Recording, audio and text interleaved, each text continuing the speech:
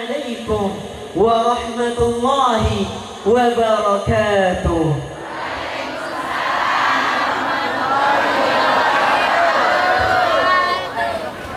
الحمد لله الدائم بقاؤه اللازم قضاؤه الثاقب برهانه الغالب سلطانه الذي أيد الدين بعدما ولت ولاته واستولت عداته وتضعضعت أركانه وتصعصعت أعوانه وانقضت كواكبه وانقضت كتائبه وذل نصيره وقل مجيره. اللهم صل وسلم وبارك على سيدنا محمد بعدد من صلى عليه وصلي على سيدنا محمد بعدد من لم يصلي عليه وصلي على سيدنا محمد كما أمرت بالصلاة عليه وصلي على سيدنا محمد كما تحب أن تصلى عليه وصلي على سيدنا محمد كما تنبغي الصلاة عليه.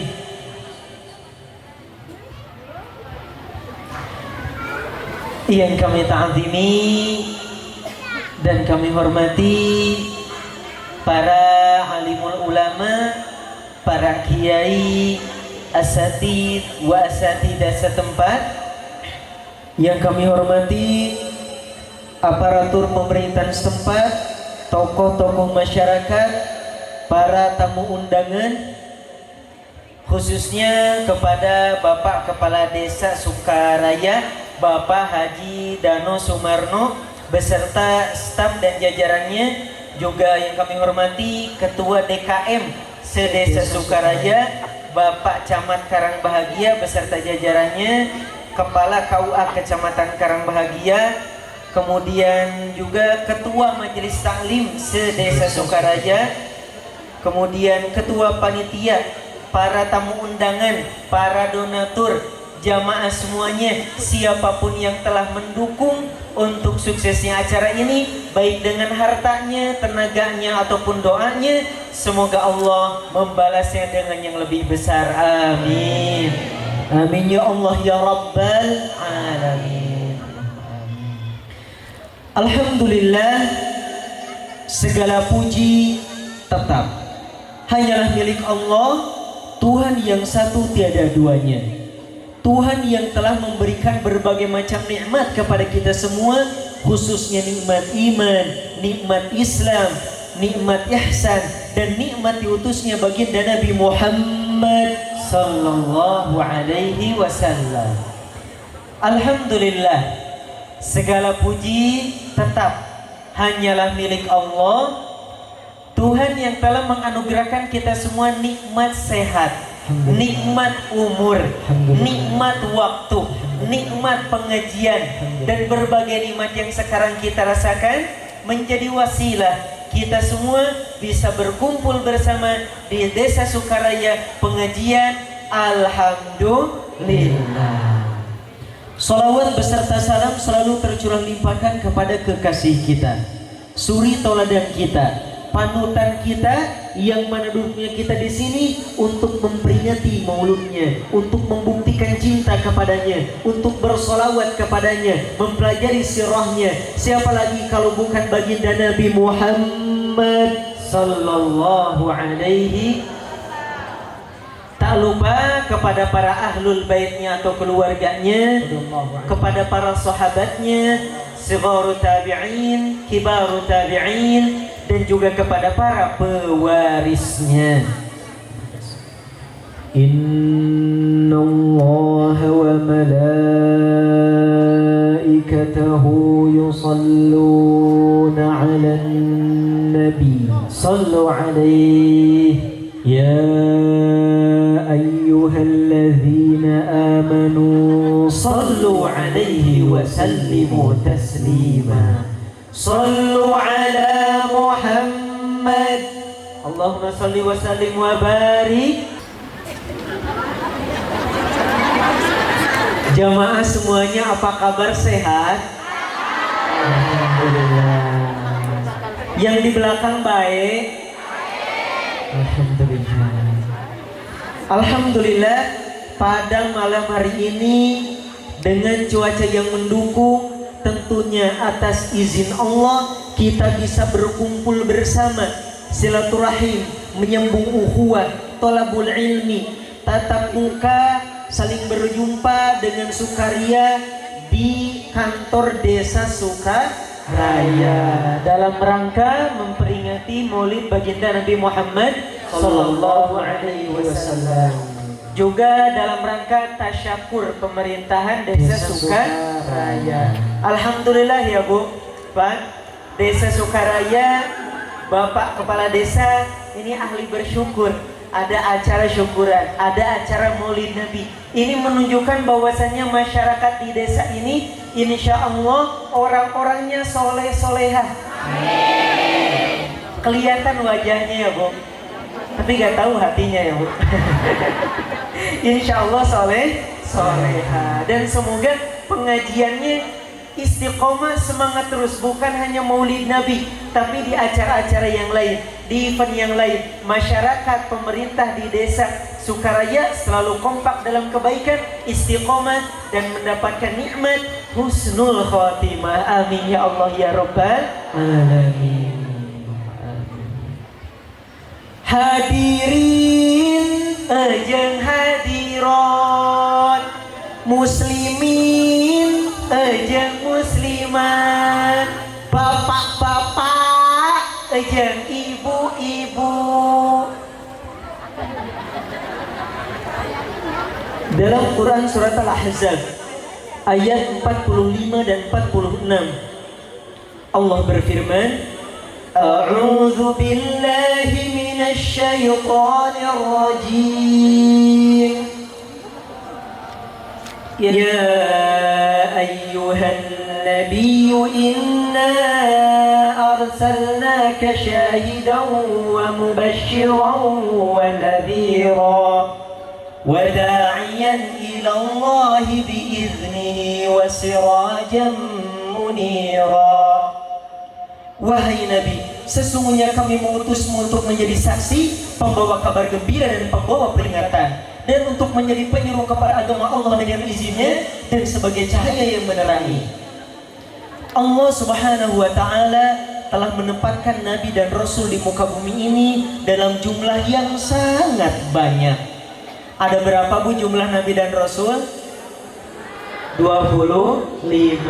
Itu yang wajib kita ketahui. Namun sebetulnya secara keseluruhan di dalam hadis riwayat Imam Ahmad dan Imam Tirmidzi disebutkan ada 124.000 nabi dan 315 rasul. Berapa Bu? 124.000 nabi dan 315 rasul.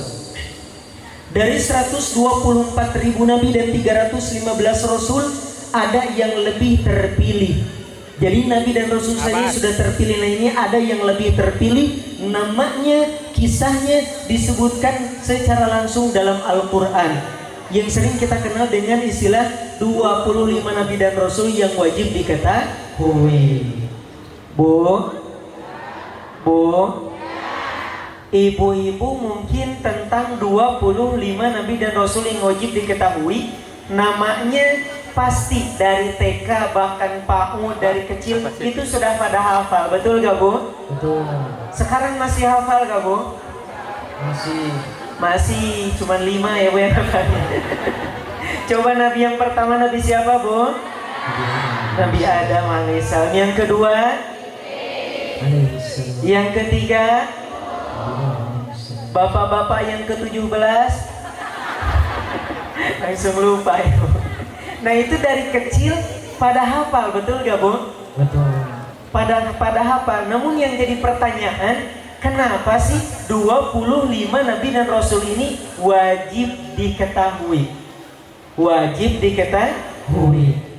Bukan boleh diketahui, boleh tidak, tapi wajib, harus diketahui. Karena 25 Nabi dan Rasul ini namanya, kisahnya secara langsung disebutkan dalam Al-Quran. Status kerasulannya sudah mutlak. kita wajib mengetahuinya supaya bisa mengimaninya. Karena iman kepada Nabi dan Rasul termasuk rukun iman. As-salatu 'alan nabi wassalamu 'ala rasul wal anbiya'il mursalin kulluhum mukramun. Salawat ke atas nabi, sejahtera ke atas rasul, nabi-nabi yang diutuskan, mereka semua adalah mulia. Adam, Idris, Nuh, Saleh, Ibrahim, Lut, Ismail, Ishaq, Yaqub, Yusuf, Syu'aib, Musa, Harun, Zulkifli, Daud, Sulaiman, Ilyas, Yunus, Zakaria, Yahya, Isa, wal akhiru khatimul anbiya Muhammad al-Mustafa. Allahumma salli wa sallim wa barik alaihi. Dari 25 Nabi dan Rasul yang wajib kita ketahui, ada yang lebih terpilih lagi, Rasul yang menyandang gelar ulul azmi, karena kesabaran mereka yang sangat tinggi dalam mendakwahkan agama Allah. Hanya 5 Nabi dan Rasul, yaitu Nabi Nuh alaihi salam, Nabi Ibrahim alaihi salam, Nabi Musa alaihi salam, Nabi Isa alaihi salam, dan Nabi Muhammad sallallahu alaihi wasallam. Dan dari 5 ulul azmi itu, ada lagi yang lebih terpilih, menyandang gelar Khalilullah. Apa bu? Khalilullah. Artinya kekasih Allah. Saking dekatnya hubungan mereka dengan Allah. Hanya 2 Nabi dan Rasul saja, yaitu Nabi Ibrahim alaihi salam dan kekasih kita baginda Nabi Muhammad sallallahu alaihi wasallam. Dan dari 2 Khalilullah yang sudah terpilih di antara orang-orang yang terpilih, ternyata ada yang paling terpilih sehingga menjadi penutup para nabi dan rasul. Siapa lagi kalau bukan kebanggaan kita Nabi Muhammad sallallahu alaihi wasallam. Jadi kalau kita perhatikan, memang beliau sudah terpilih dari sekian banyak nabi dan rasul yang terpilih. Nah, selain gelar ulul azmi, Khalilullah, 25 nabi dan rasul yang wajib kita ketahui, ada juga gelar-gelar lain yang dimiliki oleh para nabi dan rasul. Di antaranya Nabi Adam alaihi salam adalah Safiyullah, Nabi Nuh alaihi salam adalah Najiyullah, Nabi Musa alaihi salam adalah Kalimullah, Nabi Dawud alaihi salam adalah Khalifatullah, Nabi Isa alaihi salam adalah Ruhullah wa Kalimatuh.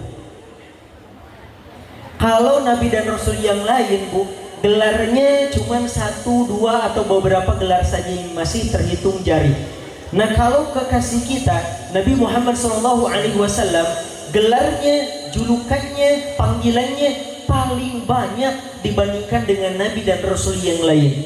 Disebutkan dalam kitab Al-Mustafa fi Asma'il Mustafa, ada 300 nama, gelar, julukan yang dimiliki oleh Nabi Muhammad SAW. 300 gelar, kira-kira banyak atau sedikit? Banyak atau banyak banget? Banyak banget. Kenapa sih Nabi Muhammad gelarnya sampai 300, sampai sebanyak itu? Kata Imam An-Nawawi rahimahullah, anna kathratal asma tadullu ala idhamil musamma, bahwasannya banyaknya gelar, penghormatan dan julukan seseorang menunjukkan kemuliaan orang tersebut. Nabi Muhammad gelarnya paling banyak karena beliau manusia yang paling mulia. Setuju? Setuju.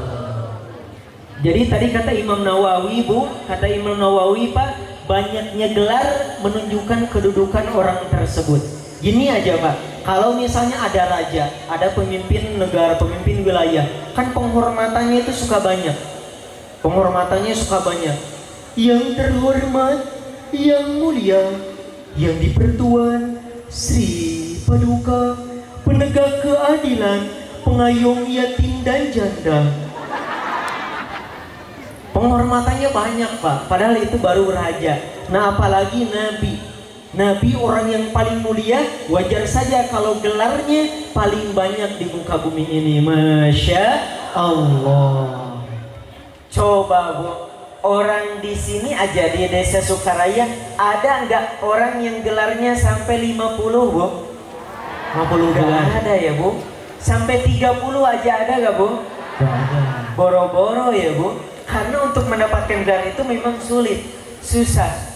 Memang ada di zaman sekarang orang yang punya banyak gelar. Misalnya di Indonesia ada Pak Werin Kusuma punya 40 gelar. Jadi kalau ditulis itu gelarnya kalau kata orang Sunda ngejajar tuh, berderet. Panjang gelarnya. Werin Kusuma, ST, SE, SSOS, SH, SKOM, SS, SAP, STAT, SAKT, SIKOM, SIP, MP, MSM, MKN, DLL.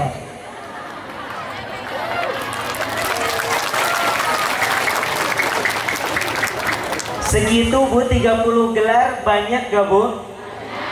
Banyak. Puyeng gak Bu? Puyeng ya Bu. Padahal itu baru segitu Bu. Dan gelar yang dimiliki oleh Werin Kusuma itu gelar akademik. Gelar apa Bu? Akademik. Gelar akademik itu gelar yang bisa diraih oleh semua orang melalui proses studi di universitas. Ibu-ibu bisa dapat, bapak-bapak bisa dapat, AA, abang-abang, neng-neng bisa dapat juga melalui proses studi di universitas.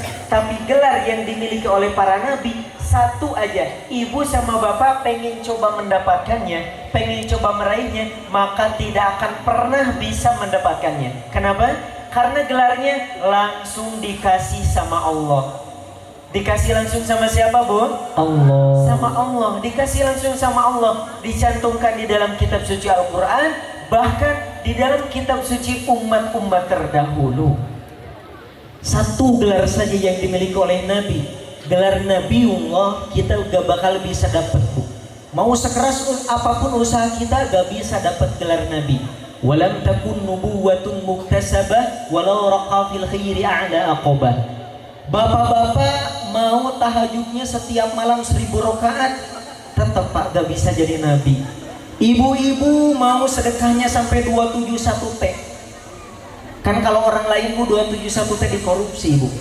Nah ini ibu-ibu sedekahnya saking dermawan 271 T disedekahin Bu. Tapi tetap sehebat apapun ibadah kita gak bisa mencapai derajat Nabi. Karena derajat Nabi, gelar Nabi itu istighfar, pemberian dari Allah untuk hamba-hambanya yang terpilih, bukan muktasab, bukan sesuatu yang kita bisa usahakan. Seandainya gelar Nabi bisa kita usahakan, niscaya akan ada banyak orang Bekasi yang pengen jadi Nabi.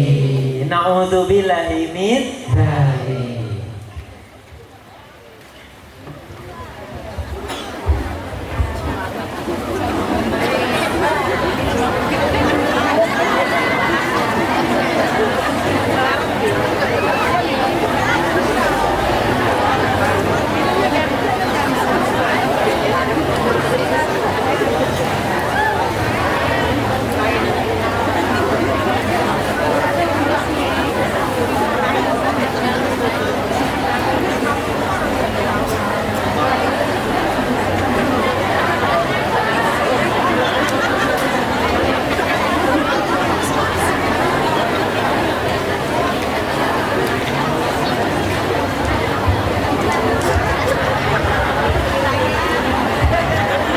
Masih semangat Bu? Masih. Masih melek? Masih. Di dalam pepatah bahasa Arab dikatakan la mahabbata biduni ta'arrufi. Tak kenal maka tak sayang. Juga disebutkan alamatul hubbi ma'rifatul mahbubi. Tanda cinta seseorang adalah pengetahuan tentang siapa yang ia cintai. Untuk itu supaya kita cinta sama Nabi, kita harus kenal kepada Nabi. Bagaimana kehidupannya, siapa itu Nabi, bagaimana kesehariannya. Kita mempelajari Nabi dari berbagai aspeknya, dimulai dari biografinya, nasabnya. Muhammad bin Abdullah bin Abdul Muttalib bin Hashim bin Abdul Manaf bin Qusay bin Kilab bin Murrah bin Ka'b bin Lu'ay bin Ghalib bin Fihr bin Malik bin Nadar bin Kinanah bin Huzaimah bin Mudrikah bin Ilyas bin Mudar bin Nizar bin Ma'ad bin Adnan. Dari Adnan nasab beliau nyambung terus sampai ke Nabi Ismail alaihi salam. Dari Nabi Ismail nyambung lagi ke ayahnya Abul Anbiya, bapaknya para nabi, Nabi Ibrahim alaihi salam. Dari Nabi Ibrahim nyambung terus sampai ke bapaknya umat manusia, Nabi Adam alaihi salam. Nabi Muhammad sallallahu alaihi wasallam berasal dari suku Quraisy. Mungkin bapak, ibu, abang-abang dari kecil sudah mendengar Nabi dari suku Quraisy. Cuma yang jadi pertanyaan, siapa suku Quraisy ini? Kok bisa Nabi dari suku Quraisy? Jadi suku Quraisy ini Bu, udah militernya kuat, ekonominya mapan karena orangnya pinter bisnis, politiknya cerdik, sosialnya bagus. Makanya tidak heran kalau Nabi terlahir dari suku Quraisy. Orang-orang yang dipercaya untuk mengurusi para jemaah haji ketika itu adalah tugasnya suku Quraisy. Orang yang memegang kunci Ka'bah adalah suku Quraisy. Jadi suku Quraisy ini suku terpilih di Jazirah Arab. Jadi kalau kita perhatikan Bu, Nabi Muhammad SAW memang sudah Allah pilih, sudah Allah istimewakan, sudah Allah bedakan dari manusia biasa. Sukunya suku Quraisy, suku yang paling unggul di Jazirah Arab. Kemudian nasabnya nyambung sampai ke Nabi Ibrahim, bapaknya para nabi. Kemudian keluarganya Banu Hashim. Banu Hashim itu keluarga yang paling terhormat di kota Mekah. Kemudian tempat kelahirannya di kota yang paling suci sedunia, kota suci Mekah. Bahkan ketika di dalam kandungannya pun berbeda dari manusia biasa, berbeda dari kita Bu, berbeda dari orang Bekasi Bu. Ibu-ibu kira-kira waktu hamil, waktu mengandung terasa berat gak Bu? Berat. Kalau bilang gak berat bohong ya Bu. Nah kalau ibu-ibu kan ini biasanya pas hamil awalnya terasa biasa saja, tambah gede tambah berat, betul Bu? Nah kalau ibunya Nabi siapa Bu? Siti Aminah. Nah kalau Siti Aminah kebalik Bu, beliau kebalik, khariqatul lil adah, berbeda dari manusia biasa pada umumnya. Awalnya terasa sedikit berat, bukan berat ya, sedikit saja, karena masuknya cahaya Nabi Muhammad SAW ke perut beliau. Lama kelamaan bukan tambah berat tapi malah tambah ringan. Gak kerasa apa-apa, tidak seperti orang hamil gak kerasa berat. Jadi gak kerasa sakit. Nabi Muhammad SAW dalam kandungan saja sudah membawa berkah dan rahmat. Berbeda dengan ibu-ibu di zaman sekarang. Ketika mengandung, ketika hamil, itu segala kepala, segala tubuh kerasa, betul gak Bu? Betul. Sakitnya di mana aja Bu?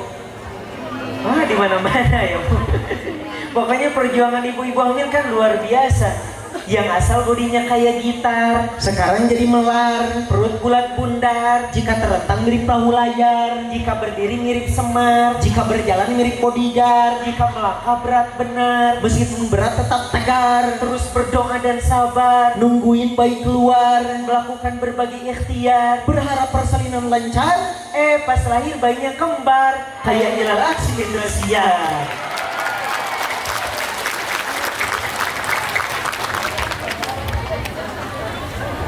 Nah, kalau Nabi Muhammad SAW dari dalam kandungannya pun sudah berbeda dari manusia biasa, membawa rahmat dan keberkahan.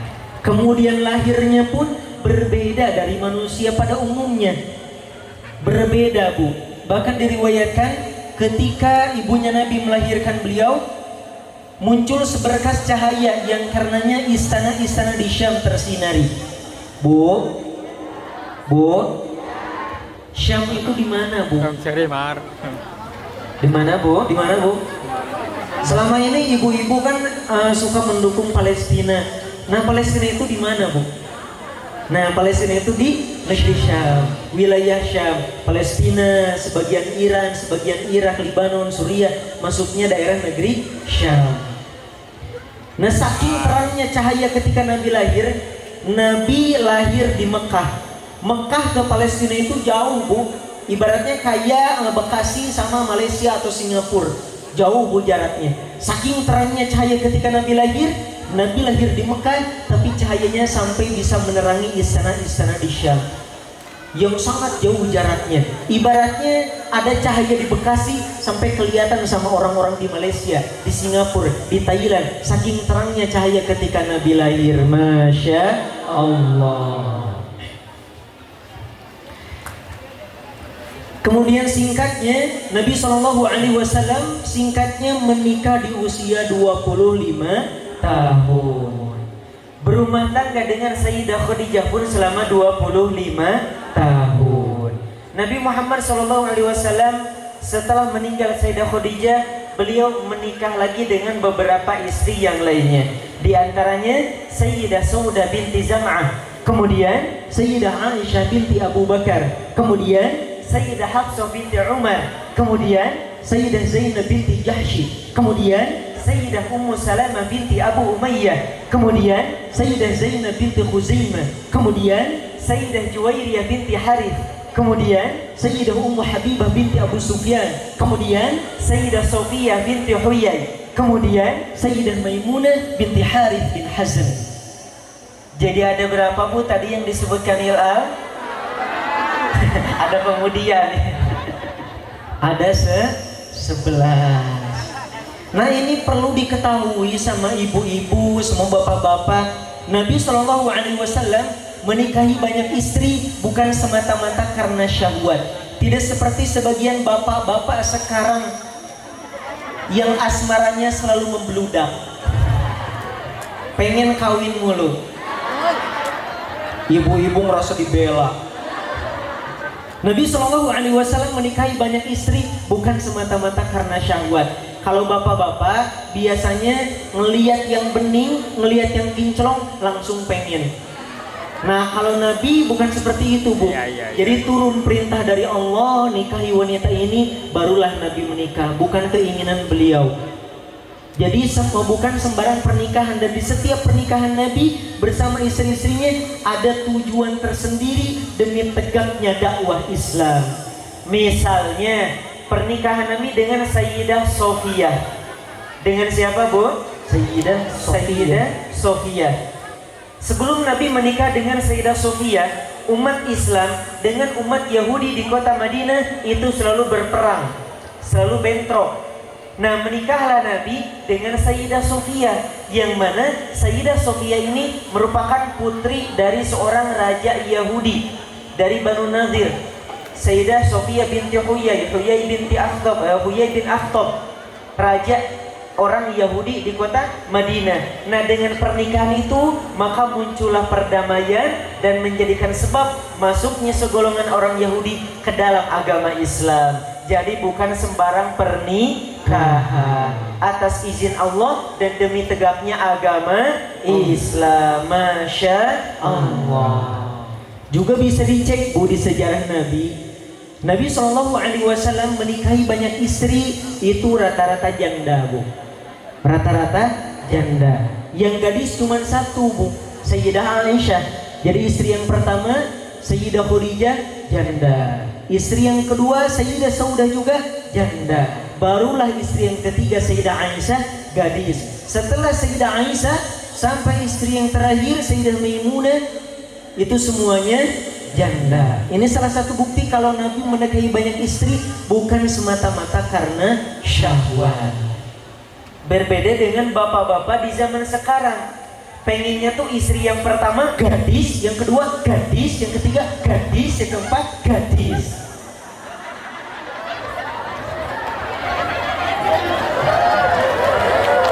Bapak-bapak ketawa, Bu. Semangat, Bu. Semangat nyatain bapak-bapak. Semangat pengajian, Bu? Semangat. Masih semangat? Masih. Itulah tadi biografi singkat ya, biografi sangat singkat mengenai Nabi Muhammad SAW. Adapun versi lengkapnya, ibu-ibu, bapak-bapak, jamaah semuanya harus belajar langsung dari ulama. Ikut lagi ke acara maulidan yang lain, ikut lagi ke kajian ulama yang lain. Karena sejarah Nabi itu panjang banget. Kalau Ilal jelasin sekarang, itu waktunya gak bakal cukup. Gak bakal cukup sehari, 2 hari, bahkan sebulan pun gak bakal cukup. Kenapa? Sejarah Nabi itu panjang. Kenapa panjang?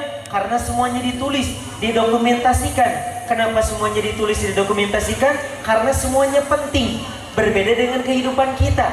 Bapak-bapak, ibu-ibu, banyak yang gak pentingnya. Makanya gak ada sejarah tentang diri kita. Betul gak, Bang?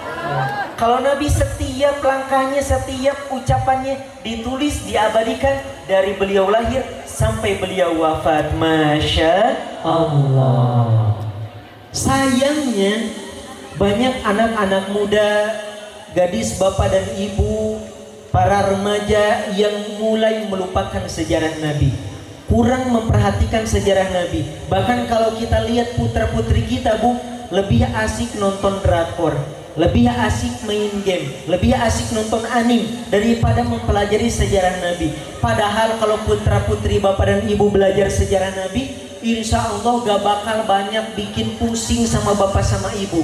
Kalau anak-anak ibu belajar Nabi, hidupnya akan lebih soleh-soleha, hidupnya lebih berkah, hidupnya lebih indah. Karena yang dicontoh Nabi orang yang paling soleh, sehingga anak kita terbawa soleh.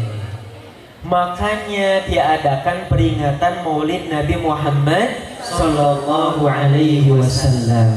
Ini salah satu manfaatnya, mengingatkan kepada kita, Bu, Pak, kita yang lalai ini diingatkan di acara Maulid Nabi, khususnya pemuda-pemudi, bahwa kita ini punya panutan, punya sosok hebat yang harus kita ikuti, yang harus kita pelajari. Diadakannya Maulid Nabi supaya kita bisa lebih mengenal dan mencintai Nabi Muhammad Sallallahu Alaihi Wasallam.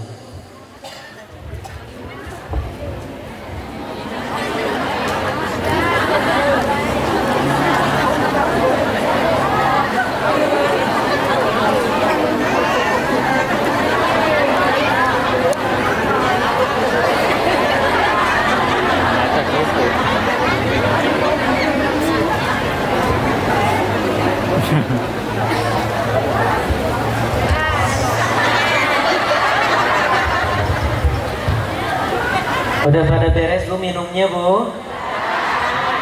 Masih gerah? Masih. Kapan Bekasi dinginnya, Bu? Tapi meskipun gerah, ibu-ibu masih semangat, Bu? Masih. Bu, tadi kan Hilal udah sebutkan salah satu tujuan adanya peringatan Maulid Nabi ini supaya apa, Bu? Dapat berkat. Supaya apa, Bu? Selfie sama Hilal.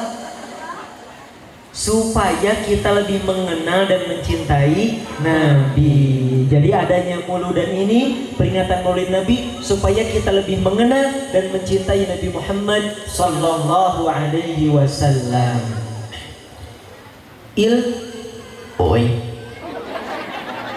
Kan tadi katanya adanya Mauludan ini supaya kita lebih cinta Nabi.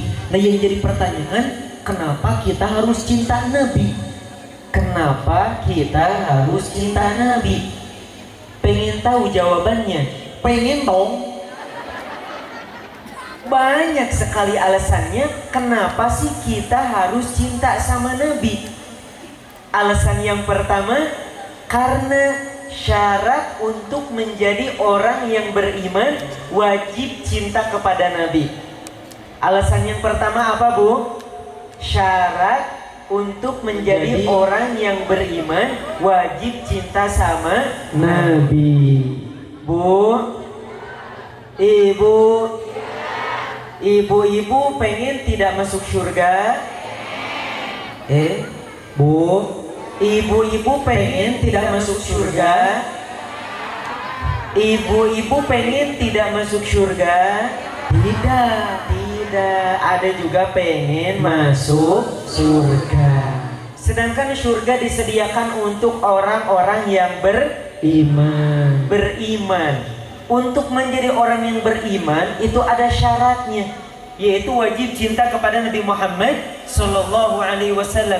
Jadi secara singkatnya, kalau kita semua pengen masuk surga, ya wajib cinta sama Nabi Muhammad Sallallahu Alaihi Wasallam. Rasulullah Sallallahu Alaihi Wasallam bersabda, "Fawalladhi nafsi biyadihi, la yu'minu ahadukum hatta akuna ahabba ilaihi min walidihi wa waladihi wan nasi ajma'in."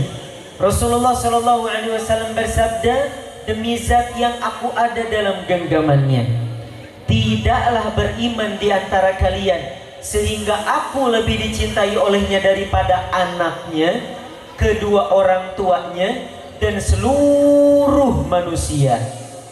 Jadi kalau cinta sama orang lain, Bu, sama manusia biasa, itu cintanya opsional. Ibu, bapak sama Ilal boleh cinta, boleh tidak, opsional. Tapi kalau sama Nabi, kewajiban. Mau gak mau harus cinta. Kalau cintanya masih sedikit, harus ditumbuhkan supaya lebih besar. Karena tadi, kalau mau masuk surga, wajib cinta kepada baginda Nabi Muhammad Sallallahu Alaihi Wasallam. Kemudian alasan yang kedua, Bu, kenapa sih kita harus cinta sama Nabi? Alasan yang kedua, karena syarat untuk dicintai oleh Allah, kita harus mencintai Nabi. Ibu-ibu dicintai sama suami, gaji lancar, kasih sayang terjamin. Betul gak, Bu? Yang betul-betul ya, Bu, yang salah-salah. Nah ini dicintainya, kebayang, Bu, dicintai sama Allah. Semuanya terjamin kalau dicintai sama Allah. Uang terjamin, kasih sayang terjamin, berbagai hal terjamin sama Allah. Nah bagaimana sih supaya kita dicintai sama Allah? Ya cintai kekasihnya Nabi Muhammad Sallallahu Alaihi Wasallam. Dalam Quran surat Ali Imran ayat 31, Allah berfirman, A'udzu billahi minasy syaithanir rajim.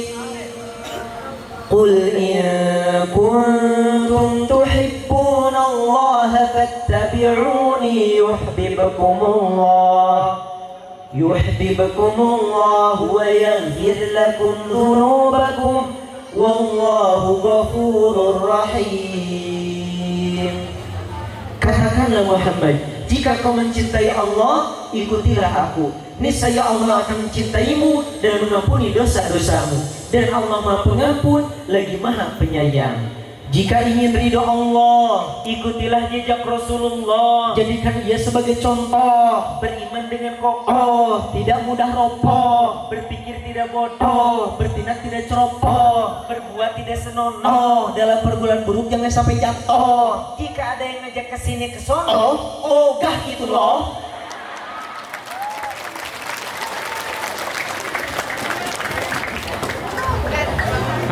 Masih semangat, Bu? Masih. Sekarang alasan yang ketiga. Alasan yang ketiga, kenapa sih kita harus mencintai Nabi? Karena di akhirat kelak seseorang akan dikumpulkan bersama orang yang ia cintai. Di akhirat kita akan dikumpulkan bersama panutan kita, bersama idola kita yang kehidupannya diikuti oleh kita dalam kehidupan sehari-hari. Kita harus memperhatikan siapa yang selama ini kita jadikan panutan hidup, siapa yang selama ini kita idolakan. Sebab efeknya dalam hal idola mengidolakan bukan hanya di dunia, tapi di akhirat kita akan dikumpulkan bersama orang yang kita cintai selama di dunia. Dan di dunia tentunya pola pikir kita, kelakuan kita, tutur kata kita banyak yang dipengaruhi oleh idola kita, banyak yang dipengaruhi oleh panutan kita. Ibu-ibu, bapak-bapak, kalau merhatiin kelakuan putra-putrinya, remajanya, coba perhatiin, Bu. Ada yang baik, ada yang aneh-aneh, ada yang nyeleneh, ya, Bu. Nah itu salah satu akibatnya, salah satu sebabnya itu dari idola. Karena kelakuan kita gak bakal beda jauh dari kelakuan idola. Kalau idolanya tem tem tem tem tem tem tem tem atau ya ya ya atau ajib ajib ajib ajib ajib ajib yo men cacimen mak emen, maka kita tidak akan beda jauh seperti itu, Bu. Seperti idolanya, kelakuan kita mengikuti perilaku idola. Gara-gara mengidolakan seseorang terlalu berlebihan, kurang selektif. Di zaman sekarang ini muncul berbagai fenomena psikologi atau penyakit jiwa muncul pada jiwa pemuda-pemudi kita, khususnya para pemudi, para gadis. Salah satunya ada istilah copycat idola. Apa, Bu? Copycat idola. Di mana seseorang bertransformasi, mengadaptasi karakter idolanya. Mungkin ibu-ibu pernah lihat tuh di televisi, di Instagram, di TikTok. Ada orang yang rela mengeluarkan uang ratusan juta, bahkan miliaran, demi operasi plastik, demi wajahnya mirip artis. Ada yang seperti itu, Bu? Ada ya, Bu. Ada orang yang rela beli outfit mahal, beli barang-barang branded, tas branded, sepatu branded, kaos branded, demi tampil mirip artis. Nah, itu disebutnya copycat idola. Apa, Bu? Copycat idola. Menjiplak atau meniru idola. Nah, kalau misalnya ibu-ibu di Sukaraya ini lagi pergi ke Korea Selatan, ibu-ibu di sini udah pernah ke Korea Selatan belum, Bu? Belum. Kalau Bekasi Selatan, nah kalau misalnya suatu saat ibu-ibu diajak sama suaminya, "Beb, kita ke Korea Selatan yuk." Kata ibu-ibu, "Pret," katanya. Gas aja masih sering kosong. Nanti kalau koda rumah ada rezeki ke Korea Selatan, ibu-ibu bakal ngedenger istilah sasaeng. Apa, Bu? Sasaeng. Sasaeng, Pak. Sasaeng itu istilah untuk fans nekat artis Korea. Fans nekat artis Korea disebutnya sasaeng. Para sasaeng ini kelakuannya aneh-aneh, Bu. Di luar nalar, Bu. Kenapa? Karena saking tergila-gilanya dengan artis Korea, dengan artis K-pop, ada sasaeng yang berani mencuri barang idolanya. Artis Korea lagi konser, dia menyelinap ke belakang panggung, nyuri handphone, nyuri sepatu. Bahkan ada sasaeng yang ketika artis Korea ngelewat, dia langsung bawa karung, Bu. Dikejar artisnya, mau diculik. Kira-kira nyeleneh gak, Bu? Aneh gak, Bu? Nah, itu gara-gara mengidolakan seseorang kurang selektif dan terlalu berlebihan. Kalau Ilal, alhamdulillah tadi aman, Pak. Turun dari mobil, dikawal sama panitia, jalan dari belakang, membelah pemirsa, membelah penonton, itu aman. Paling ada yang mau salam-salam gini, ada yang sapa-sapa, ada yang foto. Yang agak gelinya ibu-ibu ada yang nyolek-nyolek gitu. Ilal dicolek-colek padahal bukan kue, Bu. Jadi kalau ibu-ibu ini banyak yang nganggap Ilal katanya kayak ke anak sendiri, padahal mah bukan, Bu. Itu masih bisa dibilang dalam taraf wajar lah. Nah, kalau sasaeng ini udah keterlaluan, Bu. Pernah kejadian ketika artis Korea mau konser ngelewat, langsung ada sasaeng yang menggores kulit idolanya demi mendapatkan darahnya. Saking tergila-gila dengan idola. Bahkan ada sasaeng yang berani berkemah di depan rumah idolanya. Kebayang gak, Bu? Kalau gak kebayang gak usah dibayangin. Tidur, Bu, di depan rumah idolanya, ngediriin tenda, tidur di depan rumah idolanya, saking ingin hidup bersama idola, tergila-gila dengan artis Korea. Padahal kalau idolanya gak keluar rumah, dia udah capek-capek tidur di tenda, itu pasti sakitnya tuh di sini, di sini, di sini. Hati sakit, pikiran sakit, dompet sakit, semuanya sakit.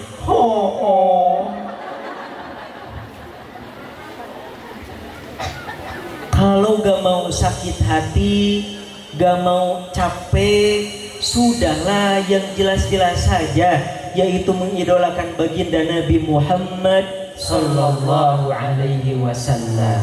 Ingat, kita di akhirat akan dikumpulkan bersama siapa, Bu? Seseorang yang kita cintai, seseorang yang kita jadikan panutan hidup. Nabi Muhammad sallallahu alaihi wasallam bersabda, "Anta ma'aman ahbabta." Engkau di akhirat kelak akan dikumpulkan bersama orang yang engkau cintai. Jadi kalau cinta sama Nabi, hasilnya jelas, Bu. Di dunia hidup kita lebih berkah, lebih soleh-soleha, lebih indah. Di akhirat sudah jelas bakal dapat syafaat dan kumpul duduk sama Nabi Muhammad sallallahu alaihi wasallam. Selain itu, kalau kita cinta sama Nabi, efeknya bukan hanya dirasakan sehari dua hari, Bu. Bukan hanya setahun dua tahun, tapi efeknya bisa terus bertahun-tahun, puluhan tahun. Ibu-ibu sama bapak-bapak yang cinta Nabi, bisa-bisa anak sama cucunya yang jadi soleh-soleha, yang jadi ulama, yang jadi kiai. Bu, kira-kira ibu pengen gak punya anak yang soleh-soleha? Pengen. Jangankan ibu-ibu yang sudah berumah tangga, Ilal aja yang masih single. Ini bukan promosi ya, Bu, cuman sekedar informasi. Ilal aja yang masih single, Bu, belum nikah, tentulah suatu saat pengen punya anak yang soleh-soleha. Nah, gimana sih supaya putra-putri kita soleh-soleha? Supaya putra-putri kita soleh-soleha, ajarkan sejarah Nabi, kenalkan kehidupan Nabi. Dulu, Bu Ilal, waktu masih kecil tuh, masih TK, usia 4 tahun, 5 tahun, alhamdulillah sama orang tua, sama keluarga, kalau lagi dieyong, kemudian diasuh, kalau sebelum tidur di Nina Bobo itu, Bu, selalu dibacakan sejarah Nabi. Selalu dibacakan kisah orang-orang soleh, kisah para wali, atau dibacain sholawat. Nah, pendidikan seperti itu sampai Ilal segede ini, Bu, itu berpengaruh pada pola pikir, hati, ucap lampa, berpengaruh sampai bertahun-tahun sampai sekarang, bahkan sampai nanti, mungkin bahkan insya Allah sampai anak cucu nanti. Nah, pendidikan seperti ini harus dicontoh sama ibu sama bapak. Terapkan. Apalagi mumpung putra putrinya masih pada kecil, sebelum tidur atau kalau lagi diasuh, bacain sejarah Nabi. Kalau misalnya ibu-ibu bapak-bapak, kan saya gak tahu sejarah Nabi gimana. Nah, minimal bacain sholawat. Bacain apa? Sholawat. Bacain sholawat, supaya nanti kelak meskipun tidak langsung kontan menjadi putra putri yang soleh soleha, tapi insya Allah dijamin 100% yakin suatu hari nanti putra putri kita akan menjadi akhlak Nabi Muhammad SAW, menjadi soleh soleha, menjadi orang yang menguntungkan di dunia bahkan di akhirat bagi kita semua. Amin ya Allah ya Rabbal Alamin. Bu, tadi baru alasan yang keberapa? Yang tiga, betul. Sekarang alasan yang keempat. Kenapa kita harus cinta Nabi? Kenapa kita harus cinta Nabi? Alasan yang keempat, karena Nabi sangat mencintai umatnya. Karena Nabi sangat mencintai umatnya. Kecintaan Nabi Muhammad SAW kepada umatnya sangat dalam, sangat besar. Beliau rela melakukan berbagai hal yang membahayakan dirinya sendiri demi keselamatan umatnya, demi keselamatan kita semua umat Islam. Beliau rela dicaci, dimaki, disakiti, dizalimi, bahkan berkali-kali terancam dibunuh oleh musyrikin, kafirin, munafikin. Apakah beliau berhenti dakwah begitu saja? Tidak. Beliau terus berdakwah supaya umatnya yang ada di lain tempat, umatnya yang ada di lain waktu bisa merasakan manisnya iman, manisnya Islam, bisa selamat dunia akhirat. Nabi Muhammad SAW saking cintanya kepada umatnya, beliau tidak pernah lepas dari memikirkan nasib umatnya. Bagaimana umatku? Bahkan ketika sakaratul maut, di ujung akhir hidupnya di dunia, beliau masih saja memikirkan umatnya. Ummati ummati, ummati. Umatku, umatku, umatku. Bu, ibu-ibu kira-kira waktu melahirkan sakit gak bu? Sakit banget ya bu. Nah terus ini ABG katanya Bang Hilal, oh, apa tuh sakit banget diputusin pacar. Padahal bu, sakitnya diputusin pacar, sakitnya melahirkan itu belum seberapa dengan sakitnya sakaratul maut. Sakit yang paling sakit di dunia adalah sakaratul maut. Nabi Shallallahu Alaihi Wasallam dalam kondisi sakaratul maut merasakan sakit yang sangat dahsyat, bukan fokus ke sakitnya seperti kita, tapi malah mengingat umatnya. Bagaimana umatku, ummati, ummati, ummati, saking cinta kepada umatnya. Bahkan di akhirat kelak, di hari kiamat, ketika semua manusia Allah cabut nyawanya, Allah matikan, kemudian dibangkitkan kembali. Nabi Muhammad SAW orang yang pertama bangkit dari kematian. Kemudian beliau ketika bangkit, apa yang beliau katakan, apa yang beliau ingat, beliau langsung ingat kepada umatnya. Bagaimana Allah memperlakukan umatku sekarang. Sebelum meninggal beliau ingat umatnya. Ketika sudah meninggal di akhirat bangkit langsung ingat lagi kepada umatnya. Saking cinta kepada umatnya. Nah bagaimana kita dengan umatnya bu? Yang dirindukan oleh Nabi, dicintai oleh Nabi, ditunggu-tunggu sekarang oleh Nabi untuk masuk surga bersama. Bagaimana kita umatnya? Seharusnya kita juga bisa membuktikan cinta kita kepada Nabi Muhammad Sallallahu Alaihi Wasallam. Kita buktikan cinta kepada Nabi bukan hanya dengan bersolawat bu. Kalau selama ini bapak sama ibu cinta sama Nabi dengan perbanyak solawat, supaya lebih lengkap ada 3 cara mencintai Nabi. Berapa cara bu? 3 cara. 1. Ma'rifatu hayati, mempelajari seluk-beluk kehidupannya. 2. Ihya'u sunnati, menghidupkan sunnah-sunnahnya. Dan 3. Iktarus salawatu alaih, memperbanyak solawat kepadanya. Hadirin bababar. 1. Ma'rifatu hayati, mempelajari seluk-beluk kehidupannya. Biasanya cinta akan muncul ketika kita melihat sosok yang kita cintai. Bukankah pandangan pertama adalah terketuknya pintu cinta dan perkenalan adalah terbukanya pintu cinta. Dari mata turun ke hati, dari hati turun kemana bu? Entah ya bu. Dari mata, dari mengetahui, dari mengenal selalu muncul cinta. Begitupun kepada Nabi Muhammad SAW. Kalau mau kita cinta sama Nabi, kita harus kenal kepada Nabi. Kita harus mempelajari sejarah Nabi. Mungkin di antara kita banyak sekali yang awam sejarah Nabi. Betul gak bu? Betul. Mungkin kita juga merasa awam sekali, tidak begitu paham bagaimana sejarah Nabi. Tapi kita kenal hanya sekedar sedikit saja, kita sudah cinta. Betul gak bu? Betul. Apalagi kalau kita semakin dalam mempelajari sejarah Nabi, kita tidak akan pernah bisa melupakan Nabi Muhammad SAW.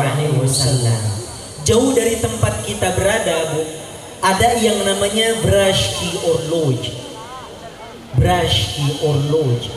Ada yang namanya Mitsutaro Takaoka. Ada yang namanya Nereo Verrau. Nereo Verrau.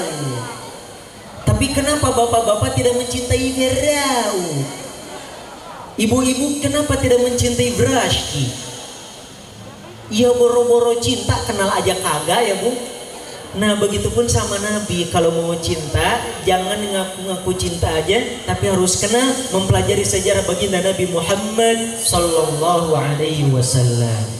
Kemudian yang kedua, pelaksanaan cinta kepada Nabi kita laksanakan dengan ihya sunnati, menghidupkan sunnah-sunnahnya. Apapun sunnah dari Nabi, meskipun itu sunnah yang kecil yang kita anggap sepele, tapi kita berusaha amalkan dalam kehidupan sehari-hari. Misalnya sunnah terkait makan, sunnah tentang makan. Ibu-ibu, emak-emak ini kan suka makan, betul gak bu? Betul. Kelihatan bulat-bulat bu. Suka makan, suka ngemil ya bu. Nah supaya ngemilnya, makannya itu beribadah, ada pahalanya, maka amalkan sunnah Nabi bu. Makan itu hukumnya mubah, tapi bisa jadi pahala. Bagaimana kita amalkan sunnah Nabi di dalamnya? Misalnya ibu-ibu, bapak-bapak dalam keadaan janabah, berhadas besar, terus lapar, pengen makan. Nah, disunnahkan berwudu terlebih dahulu. Apa dulu, Bu? Berwudu terlebih dahulu. Dan masih banyak sunnah terkait makan yang lainnya. Makan sambil duduk itu sunnah. Makan gak sambil nyender itu sunnah. Makan gak sambil telungkup, jawab Bu, itu sunnah. Bismillah sebelum makan itu sunnah. Ngambil makanan dari yang terdekat itu sunnah. Makan pakai tangan kanan itu sunnah. Makan pakai 3 jari itu sunnah. Makan mulai dari bagian pinggir itu sunnah. Makan makanan ketika tidak terlalu panas itu sunnah. Menjilati jari setelah makan itu sunnah. Hamdalah setelah makan itu sunnah. Cuci tangan setelah makan itu sunnah. Jalan-jalan kecil setelah makan malam itu sunnah. Apalagi kalau ibu-ibu berhasil mengamalkan sunnah mahjurah. Bu, ibu-ibu tahu sunnah mahjurah? Nah, sunnah mahjurah itu sunnah yang sudah jarang diamalkan oleh orang-orang. Sunnah yang sudah hampir dilupakan oleh umat Islam. Misalnya, sunnah berdiri ketika melihat ada mayat atau jenazah yang dibawa ke makam untuk dikuburkan. Nah, itu kita sunnah berdiri, Bu, melihatnya, bukan digosipin. Ibu-ibu kan selama ini malah suka digosipin ya, Bu. Nah, padahal sunnahnya gimana, Bu? Kita berdiri melihatnya. Nah, itu sunnah mahjurah, jarang sekali diamalkan. Boro-boro diamalkan, mungkin ibu-ibu, bapak-bapak baru tahu sekarang. Betul gak, Pak? Nah, kita belajar mengamalkan sunnah dari hal yang kecil sampai hal yang besar. Dari sunnah yang sudah banyak diamalkan sampai sunnah mahjurah, insya Allah. Kemudian cara yang ketiga untuk membuktikan sholawat kepada Nabi, ini sudah banyak diamalkan oleh bapak dan ibu, yaitu memperbanyak sholawat. Bukan sekedar sholawat ya. Kalau sekedar sholawat, dalam sholat aja ada sholawatnya, dalam tasyahud. Nah, kalau cinta sama Nabi, sholawatnya diperbanyak. Semakin banyak sholawatnya, semakin bertambah cintanya. Kita perbanyak sholawat kepada Nabi, baik yang pakai sayyidina ataupun yang tidak pakai sayyidina, baik yang bacanya sendiri atau suka bacanya berjamaah, baik yang dibaca biasa atau dilagukan. Yang penting kita semua kewajibannya adalah memperbanyak sholawat. Siap, Bu? Siap apa? Sholawat. Nabi Muhammad SAW adalah manusia yang paling mulia, paling terhormat, paling pantas untuk kita cintai dan puja-puji. Al-Amin itu gelar Nabi. Yang mulia itu akhlak Nabi. Yang ikhlas itu niat Nabi. Yang sabar itu sifat Nabi. Yang luas itu pengetahuan Nabi. Yang tinggi itu budi pekerti Nabi. Yang banyak itu jasa-jasa Nabi. Yang benar itu risalah Nabi. Yang melekat itu iman dan takwa Nabi. Yang bercahaya itu wajah Nabi. Yang bening itu hati Nabi. Yang suci itu jasad Nabi. Yang rajin itu ibadah Nabi. Yang gagah perkasa itu keberanian Nabi. Yang adil bijaksana itu kepemimpinan Nabi. Yang indah itu persahabatan Nabi. Yang sakinah mawaddah warahmah itu rumah tangga Nabi. Masya Allah.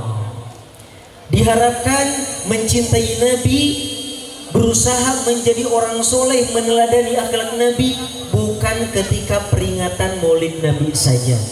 Cinta sama Nabi bukan di bulan Rabiul Awal saja. Besok, lusa, dan seterusnya di hati kita selalu menyala kecintaan kepada baginda Nabi Muhammad sallallahu alaihi wasallam. Hadirinnya dirahmati Allah. Oleh karena itu, mari kita cintai Nabi dan menjadikannya sebagai teladan hidup. Kemudian Hilal mohon doanya terkhusus untuk saudara-saudari kita yang sedang sakit, tertimpa musibah, atau saudara-saudari kita yang ada di wilayah-wilayah konflik perang. Kita di sini enak, Bu. Nah, saudara kita umat Nabi ada yang sedang menderita. Kita doakan mereka. Kemudian juga kalau Bapak sama Ibu punya hajat masing-masing, keinginan masing-masing, niatkan sama-sama berdoa ala hadhihi niyyah wa ala kulli niyyatin salihah. Al-Fatihah. A'udzu billahi minasy syaithanir rajim. Bismillahirrahmanirrahim. Alhamdulillahi rabbil alamin. Arrahmanir rahim. Maliki yaumiddin. Iyyaka na'budu wa iyyaka nasta'in. Ihdinas siratal mustaqim. Siratal ladzina an'amta 'alaihim ghairil maghdubi 'alaihim waladdallin. Amin. Allahumma amin. Bu, masih pada kangen? Kita lanjut kangen-kangennya di media sosial. Kalau ibu-ibu, bapak-bapak ada yang pengen silaturahim, nanyain sesuatu atau kebutuhan yang lainnya, boleh langsung ke media sosial kita, ke Instagram. Instagramnya @ilalaksi. Apa Bu?